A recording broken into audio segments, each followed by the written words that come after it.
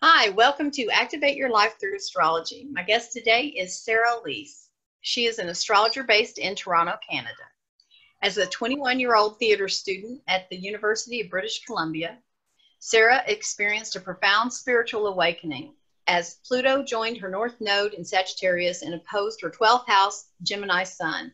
Rather earth-shattering, to say the least. Sara was blessed to meet a powerful teacher who helped her ground her experiences. One of those teachers was Deborah Silverman, who taught her the language of the stars. As Pluto laid off, Sara took a full 80 and graduated with a Bachelor of Commerce in Marketing. Recruited by Procter & Gamble to sell billion-dollar brands like Always and Tide, she dove into this rather out-of-character role with style. Yet Pluto called again, lighting up her Moon-Mars-Pluto T-square.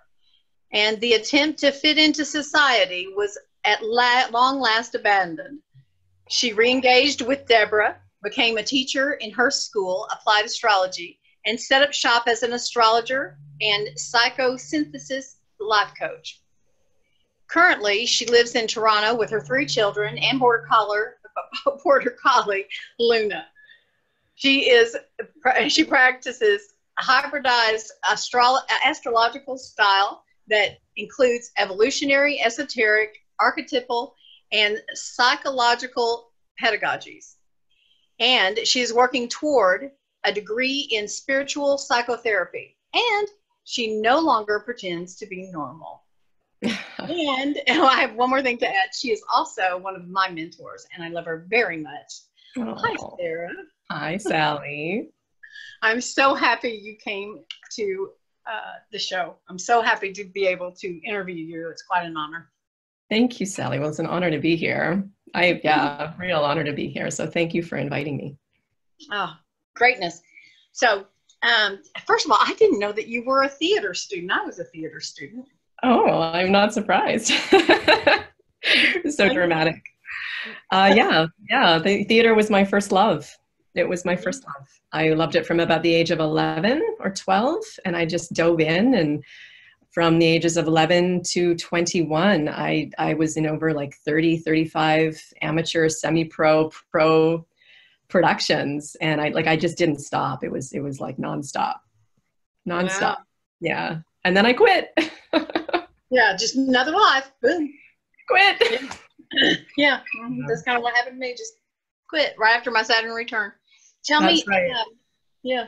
Tell us more about these spiritual awakenings, because that's happening to everyone right now. It's happening to everybody. It's so true. It's like there's like this second way. I don't know. It happened to me really young, and it was incredible. It was like I was one person one day and then another person another day. And I was raised very unreligious. I was raised in an academic household. Academic and artistic, right? My father was a PhD psychologist who was a professor, and my mom was an opera singer. And there was like this wonderful merging of the analytical and the creative brain, but it wasn't spiritual at all. In fact, I would mock religion, like poo-poo, oh, seriously, really? Do you want me to think about, like, really? And so I was very disassociated from that level of reality. And I was also very sick in my emotional body and my mental body. I had a bad eating disorder for years. I was miserable. And here I am, like a young woman and trying to kind of make it in life. And all of a sudden, like literally, and I didn't know this until years later, that Pluto was on my North Node in Sagittarius. Wow. But it was like the egg of my consciousness cracked open, and the light came through, and I merged with my higher self. I merged with this higher part of who I am. I had memories of lifetimes and lifetimes. I had memories of, like, I understood energy. I understood the wisdom of consciousness and intention and will, and my third eye opened up, and I could see energy around trees and coming out of the tops of people's heads, and I saw spirals of energy everywhere. It was so trippy, and I didn't tell anybody because I am a 12th house sun. So I was quiet, like I was just silent. And I started to, receive teaching. I attracted a beautiful teacher named Constantine Darling, who trained me in Qigong and trained me in like very, very intense physical modalities. And he was an elemental shaman. So he trained us how to run elemental energy through our bodies. And the elements is what he was working on with Deborah Silverman. They were doing a little, you know, they just met each other in the community in Vancouver. And so she was sniffing around our group, and she was really cool. And she invited me in. And the next thing you know, I'm down in California living with her and helping her with her 4-year-old, then 4-year-old son. Now Daniel is married, and she trained me. She taught me astrology, and I still have these little cassette tapes. We would be driving around. She'd be going and doing readings, and I'd be in her car, and she'd be recording, and she'd just be talking. And I memorized it almost immediately. Like I didn't even have to read a book, or it was like I was remembering something I already knew, and I remembered it forever. Yeah. Anyway, sorry. I'm getting off topic, but. No, that's right on topic. That's wonderful. That's beautiful. Okay. So that's the first spiritual awakening. And then you said it kind of revisited you. Yeah. So I kind of went back to sleep. I never went completely back to sleep. So I was always present, and I always knew that I was here, and I was living consciously, but I wasn't devoting myself to my spiritual path. Like I wasn't on that trajectory. I went into corporate. I got a corporate job. I played that game. I played that role. I looked at it as though I was taking on a character, right? And I was becoming someone, and I was going to have an interesting time. And I got married, and I started having children, and then I hit another transit. Yeah. And it was about 2008 when this transit hit me, 2008, 2009, 2010, right in there. And it was like just as powerful as the first one, but it was actually a lot more difficult. So it was really scary. Like I had to go very deep into a lot of darkness and pull up a lot of shadow material, and go back through like some pretty despicable things in past lives and incarnations. And I had to replay it and then release it and let go of a lot of stuff and a lot of baggage in my life. And I knew I couldn't go back to work. I had to quit. I was receiving dreams and guidance at that point around that. I had to let go of friendships and relationships that weren't well. My whole self just changed again. And that's when I re-engaged with astrology, actually. But I at first re-engaged just with my own study. And that's when I found my other teacher, who's Alan Oken. And his work spoke to me so deeply because he describes the nature of consciousness and the structure of consciousness and how we evolve through levels and layers of consciousness. And that spoke to me so deeply about my own experience. And so I started studying him, actually, and just looking at my chart and doing it for myself. And then a few years later, I re-engaged with Deborah. Wow. Yeah. Okay. So now your practice, obviously you're very diverse, and you teach at all levels, and you can pretty much teach anything. I know that. But what do you really love to teach? Well, I teach, I have quite a few students private, and I teach in Deborah's school as well. So I teach her curriculum. I should let me rephrase that.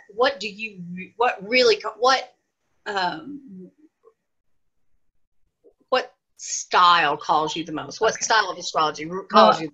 I would love to talk a little bit about what astrology means to me, I think, and why I feel like it is what I would call powerful medicine. Mm-hmm. Powerful medicine. So astrology is an art, and it's a gift. And what I find is very helpful with astrology is that it gives people a certain amount of culpability around who they are and an awareness of who they are.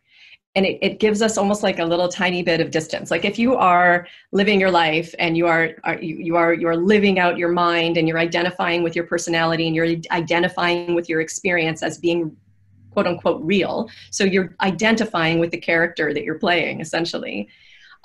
You're living a subjective reality, okay? And everything is subjective. And we all understand what that's like. But if you want to evolve and be a happy person, you have to disassociate from the subjective and pull back into your center. And you have to elevate into your heart and connect to your intuition and your higher mind. And in order to do that, you need to create a little bit of distance between yourself and your psyche. It's almost like you have to be able to understand that you're in charge, that you're real, that you exist, and that your consciousness is real and it exists, and you have control. You are sovereign in yourself. And so the first thing I like about astrology is that it wakes us up. Like just the quickest thing I've ever seen. And I'll watch it. Like I'll just from a reading, like if someone who's never had an astrology reading before, who knows nothing about it, like it's tremendous, the transformation from the beginning of our hour and a half together to the end, like life-changing. Some people just like life-changing, and the filter of that as it goes forward as well. It continues like a ripple moving outwards in the water, because all of a sudden they realize, if I can look at a piece of paper and a constellation or an energy map, and then I can tell them who they are, and they're like, wait a second, wait a minute, what are you talking about? What? That map and me, and you're so right. How do you know this? It like creates this schism. It's like, whoa, something serious is going on here. This is real. Magic is real. There is something special here. I am real. I actually exist. Does that make sense to you? Instead of just living by default, you all of a sudden start to live by design, and you realize that you are more than what you ever imagined yourself to be. So regardless of the style, I use anything that is necessary in the moment, right? Like I will read the person, I read the chart. The chart is a gift. I think the person is a gift, and we have an interchange, and it's all in devotion to their highest good. That's it. And then I pull from different things that I've learned, because I'm a Gemini. So I just learn like constantly. I'm always reading, I'm always learning, I'm always studying. However, today I think what you wanted me to talk a little bit about one part of what I like to do in astrology, and one thing that I find myself always going back to all the time. And this is the work of evolutionary astrology, which I discovered only a few years ago, probably about 3 years ago. And I started studying it, voraciously reading everything I could get. And then I found a man named Mark Jones in the UK who just blew my mind. Like, this guy is just like unbelievably living in so much integrity, and he's so smart, and he's just so clear. And he spent his career, 20 some years as a therapist. And so his way into evolutionary astrology comes from such a deep psychological knowing and understanding of spirituality and psychological, complexity. And he correlates that to the birth chart. So anyway, evolutionary astrology, long story short, is the study of how we enter the life as a soul, and how we create an arc of experience from the beginning to the end. So our evolutionary intention. Because as a human being, we are in a human experience here. We come here to create a story. We have to have a story. It's like, that's what magnetizes us here. That's what pulls us in. We have to have a form. We have to create it. And the storyline or the plot line is delineated by the chart. You can read it. And when I apply the evolutionary astrology like style to the charts, inevitably it just blows out of the water everything else that I've talked about, and they're just like, oh yes, oh yes, oh yes, oh yes, oh yes, and it just kind of rolls downhill from there, right? And it's just something that just beautifully unfolds, and we have wonderful deep conversations when we get into that stuff. So it's not all I do, but it is one thing I love. And what I love about it is it's wonderful and great to be able to have someone tell you who you are, right? That's very helpful. But so what? Like, what's the point? Yeah. What am I here for? That's just kind of confirmation that what you're doing is real. That's just kind of confirmation that, yes. Okay, wow, maybe there is something to this, especially for somebody who's never had a reading. That's just confirmation. That's true. But then what are you going to do with it? Yes. And what direction do you want to take? Like, people are they so want to move, right? They want to move forward, or they have a feeling that they want something, but to give themselves permission to accept that they really want it. That's the key.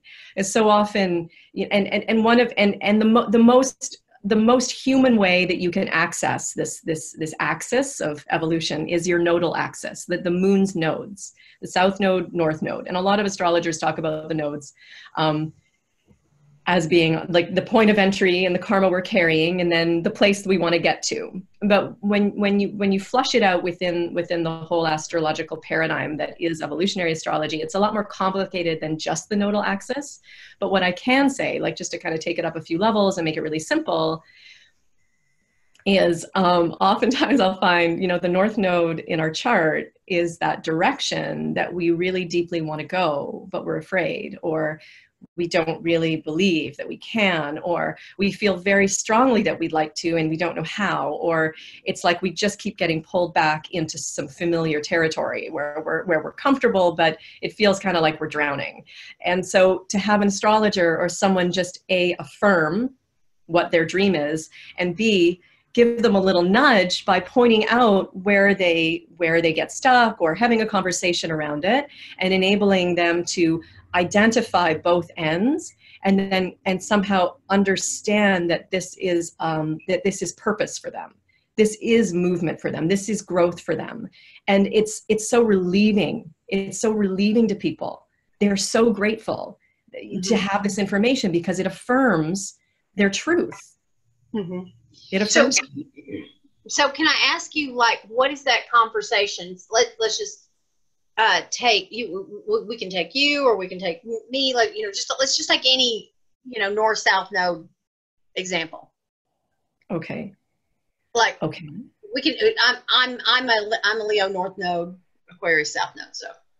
Right. And your Leo north node is in the 11th house. Is it in the 11th? Yes. Mm-hmm. Right. And so your south node is in the 5th house in Aquarius, right? Mm-hmm. So though you came in very creative, it was almost like there was a detachment or a feeling like you didn't quite fit. Hey, so you've always sort of felt a bit on the outside when you were younger, mm-hmm. Sort of like circling around the outside or circling around the edges, or somehow kind of not quite coming all the way in, or being in some way different, or a little bit elitist but not really connected. Right, Aquarius energy in a south node always pulls us back and has us. And where's the Uranus in your chart? It's also in Aquarius. Is it in the 5th house? Sorry, in Leo. Oh, 11th. So it's in the 11th. So I mean, it's a very artistic signature, right? Like clearly you were a performer. Mm-hmm. And you were probably very successful, but for some reason that experience wasn't fulfilling for you because it was keeping you on the outside. You weren't connecting to yourself. So what your intention was to come really fully in. Like the Leo archetype is like a real embodiment. Yeah, it's like really present and being very excited and really upfront and really in your face. Like it's like, here I am, I'm me, and take a look. And making that you want to be of service to the group, 11th house, is what you want to do. So in the 5th house, an experience is always about us. It's always for us. So your acting or your performance or your singing and whatnot that I know you were very successful with until your Saturn return, that was for you, right? That was you fulfilling yourself in some way and experiencing that. But the evolution for you is to kind of move into your creative energy and your creative juice, and to do it in a way that is external, that presents out, and that allows others to see you, and that allows others to lift up. Does that make sense to you? Mm-hmm. So are you saying, so basically you're saying that if I'm understanding this, because of the house, where the placement is in the house, being the 11th house, it needs to be more, I don't know, maybe I don't. Well, it's complicated, and it's not just that as well. Like you really, really can't, Sally, piece out one tiny piece of an astrology chart and expect that to be like the panacea, right? It's just not possible. No, I was just thinking, like, how do you make this circle? How do you make this circle? How do you make this circle? Tell me about this. Yeah, you know how you're talking about, like, the arc. Okay, well, and the arc, the evolutionary arc of how we come in here. Well, it starts with Pluto and the Pluto placement in the chart. Okay, just one. which is sort of like the deeper psychological underpinning, or the karma, like the deep soul complex that you're here to kind of work through and evolve through. So do you know what house your Pluto is in your chart? Yes, it What is house? in 12th house. 12th house. Wow. Right, I remember now. So you're here to really let go. You're really here to kind of let go of dreams and let go of belief systems and let go of imaginings and let go of reality, essentially, and reemerge and kind of become whole. And and so perhaps in your creative pursuits, that was how you were exploring that. Like Okay, you're having to let go of your creative self, of your creative dream, was you letting go of this little thought bubble or this reality bubble that you believed in. That's very like that it's almost like you carried this bubble of identity and you lived it. And when that bubble pierced and broke, who were you? Were you being caught by the universe? What happened? What was left? Like, it's a shocking, jarring experience to be just left like that without a dream anymore. I mean, I know your situation. You were very, very successful, right? Famous even. And then all of a sudden gone. Yeah. That's funny. That's happened many times in my life, actually. That's right. And it will happen many times. Oh, great. That's lovely. Yeah. But then the remedy. So the remedy. Yeah, that's what I want to get. The remedy is all about service for you, Sally, because the Pluto balances out to the 6th house, and the South Node balances out to the 11th. And so both of those houses have to do with, well, the 6th house has to do with being in the form, being present, and being in immaculate service to life in the moment. Here we are, I'm in service to you, and embodying that. And the 11th house has to do with making yourself visible so that you can help groups, or like showing up in a way that enables others to move forward, showing them a way forward. It's like, it's the house of Aquarius. So it's very much about the future, and it's about helping people move. And for you, that's personal. So it's almost like the way you expand, the way you show yourself, Leo, is the way you will be of service, and the way you will help the group move forward. What house is your sun in? 11th. The 11th as well. Yeah, so it's all about groups for you. Service to the group. And look what you're doing right now. You've got all of these astrologers hanging out. You've got all of these people. You're connecting all these people, and you're in service to the group. You're in service to collective consciousness lifting. You're in service to people growing. This is what you truly desire. And letting yourself be seen in the process, right? You're on camera, you're here, you're present, you're a public figure. You're showing yourself. You're showing up. So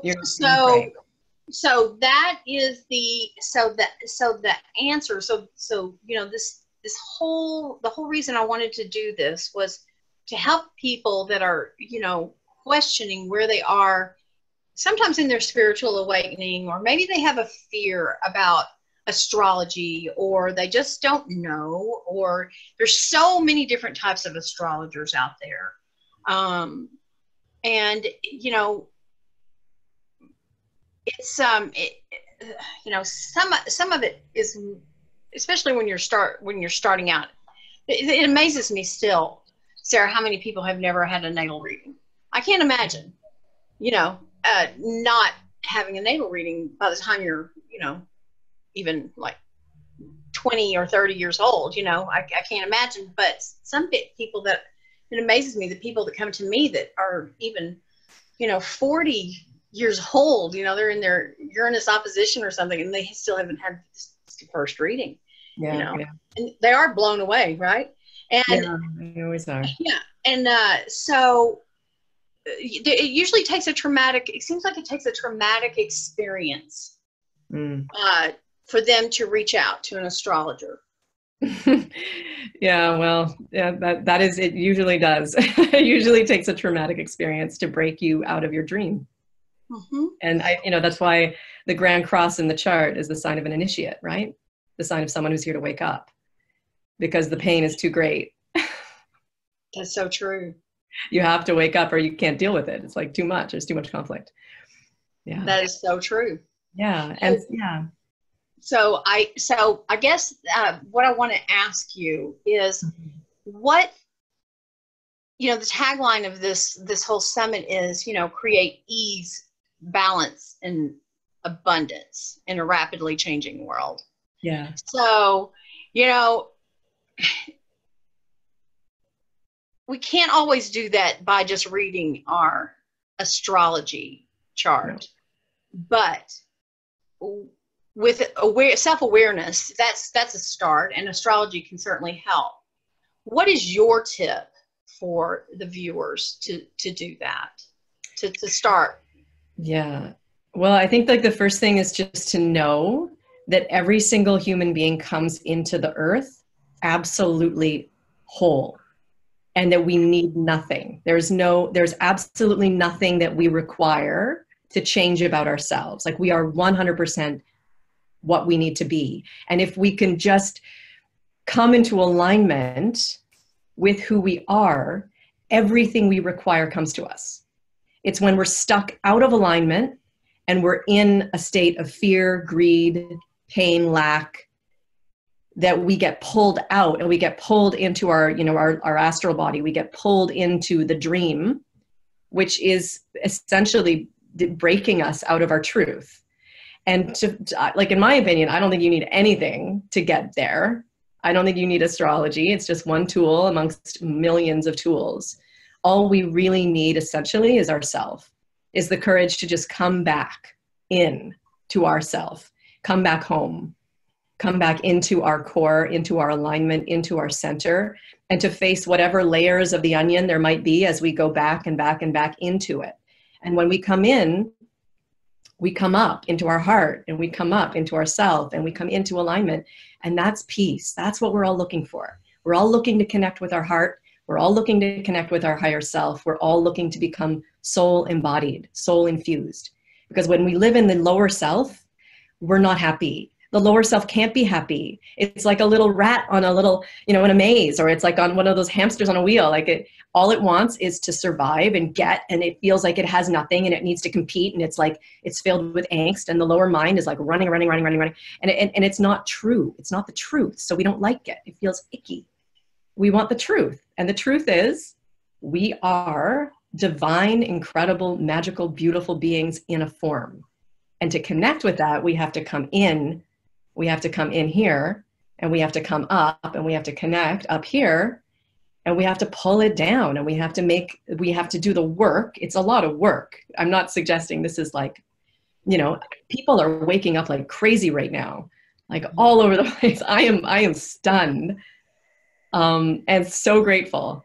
But it still is work, right? It still is taking responsibility and learning how to do it, learning the mechanics, learning how to connect, learning the energy, learning what it feels like to be in your lower mind or your higher mind or your heart or your solar plexus. What's the difference between those two places? Like when we start to become aware of the mechanics and aware of the different states that we can express through, we start to be able to choose where we want to be. And choice is power. And because our consciousness is essentially will.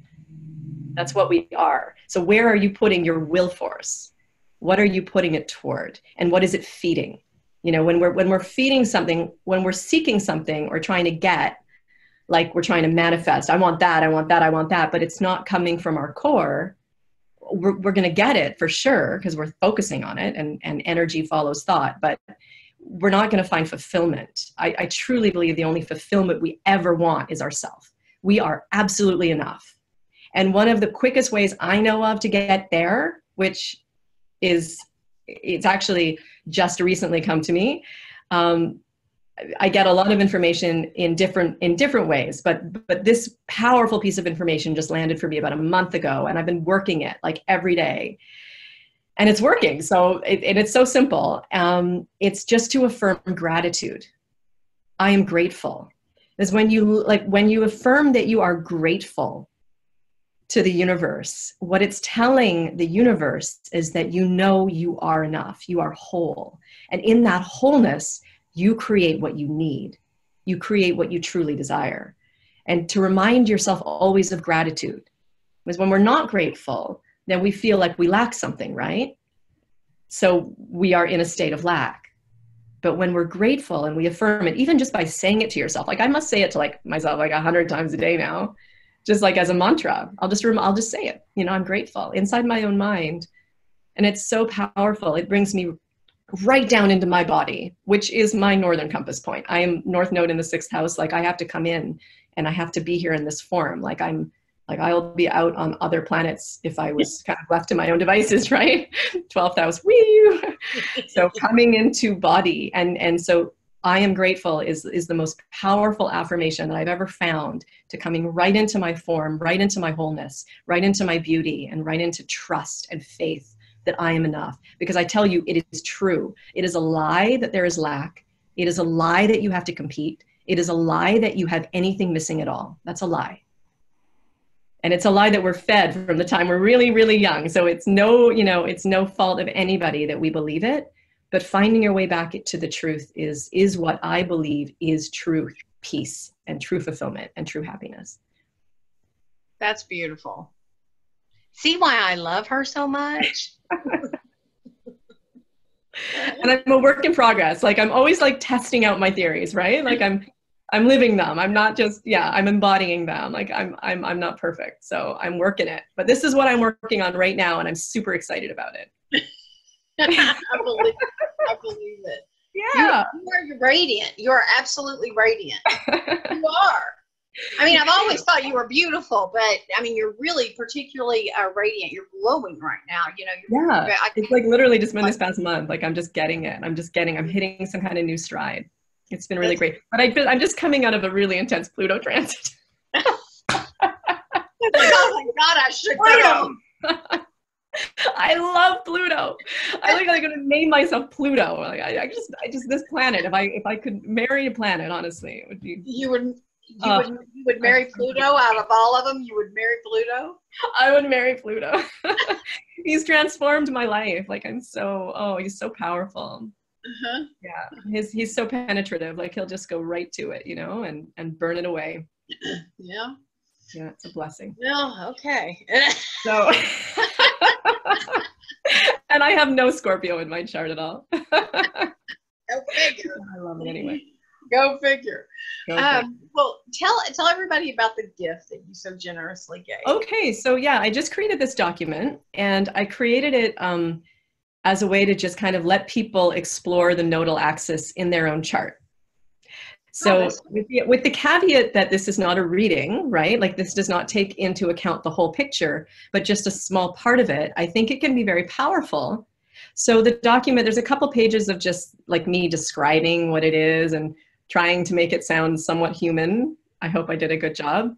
And then there are a few pages where I just go through each nodal pairing with the primary focus being on the North Node. And I've used words to describe it, qualities, energetic, archetypal qualities. So you want to read it and feel it, right? You want to like pull it in and kind of see how it fits and see what it registers as for you. Now, the house that your node is in will be at play. So if you know a little bit about astrology, you can take that into mind. You can also take into mind the ruler of the North Node as being the vehicle that you express that node through. But for a beginner and someone who doesn't know, just go on to astro.com, find out what your North Node is. It's the little headset, and then read the description of your North Node. I've also created a mantra. So this is a way I like to play with some of my clients. We don't do it every time, but we do it sometimes, especially when the nodes like really speak to them. And I it doesn't always, like the nodes don't always become the thing in the reading, like only when it's required or only when they're having a very particular nodal activation as well, I've noticed, and then they just want to go there because that's what's up for them. But when something is up for them, I will often use the power of mantra to get them into their North Node. Because when I discovered my North Node, this is what helped me. Because I was so stuck in my South Node, my sun is conjuncted. I was so stuck in that Gemini, I had to get myself across to that Sagittarius, and which is also conjunct Neptune. So they work together. So I'm fortunate I have powerful at both ends. But I created a mantra for myself that meant that North, that equated me to the energy of the North. And then when I would find myself kind of falling back into that discombobulated, dispersive, like completely spaced out Gemini energy, I would focus and I would remind myself of my mantra. And I would use it to pull me forward into the North Node. And I would use it to affirm what I wanted. And as it became more and more powerful, my life literally started changing. it was like, it was night and day. I started to manifest what I wanted. My path became clear. I became grateful and thankful, and I understood myself so much more. And as that happened, Sally, the interesting thing is that my South Node opened up again. So I believe, and I love this because Mark has actually started talking about this in some of his nodal lectures as well. But I'm living this and seeing it to be true, is that the South Node only is uncomfortable for us to stay in when we're not moving from it, because we are intended to evolve. So the longer you hang out there, the more crappy it is. And when you move over to the North Node and you really strongly collect it and you really own it, the South Node opens up and becomes this beautiful flower, this wonderful bouquet available to you at any time. Its gift is revealed, its perfume is revealed. And you can go back and forth. And what I believe, as with anything in astrology, is that coming into the center is where we really want to be. And the center, again, is where we are in control and where we're sovereign and where we're in alignment. And I can go to the north, I can go to the south, I can use all of my articulated astrological construct at my will to create the life I choose. I really love that interpretation of it, because it has never, it has never really made sense to me that, like I kind of like some of the stuff in my South Node. Mm-hmm. I do. Love my stuff in the South Node. I don't like my South Node stuff. I know. I don't know that I necessarily want to run from all that, No, I hear you.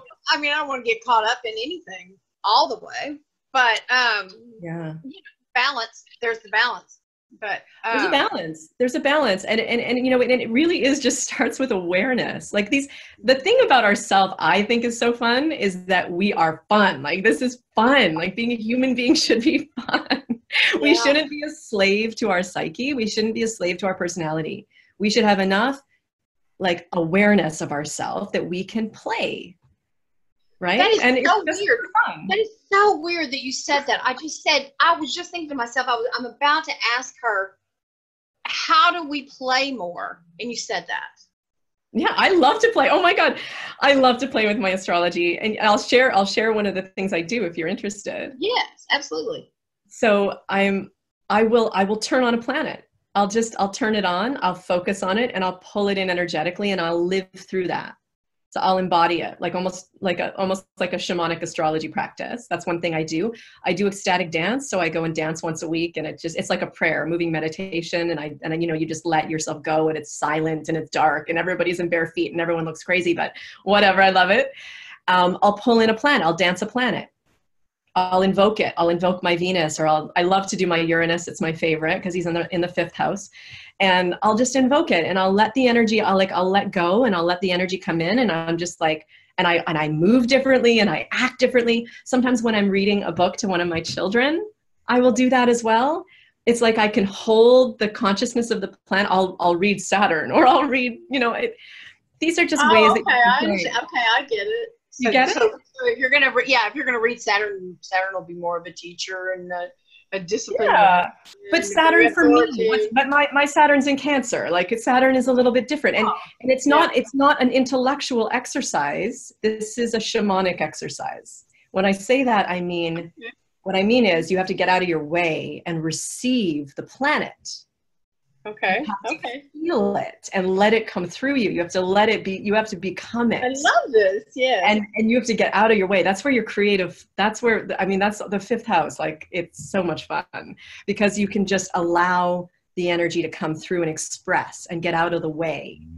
So, but I guess it could start being a bit intellectual, where you think yourself into it. But when it gets really fun is when you just start to sort of like surf it a little bit. Yeah, that's fun. I love that. I'm going to try that. Yeah. That's fun. Yeah. I could see where that would be really, really cathartic.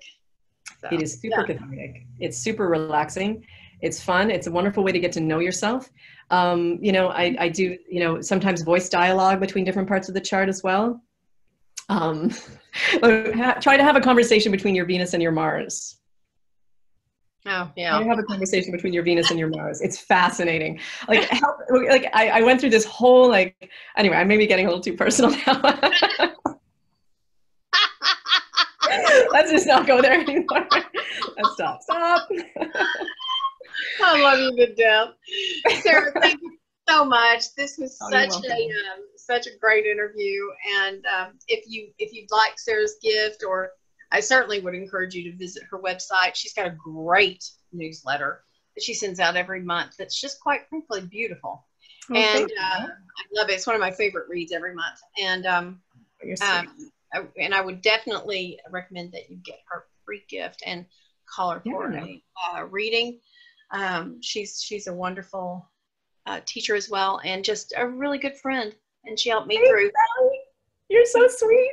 Yeah, she helped me through some great times. I mean, some tough times, and made them a lot better, a lot easier for me. So I'm forever in her gratitude.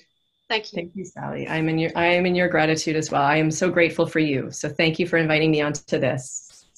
Thank you.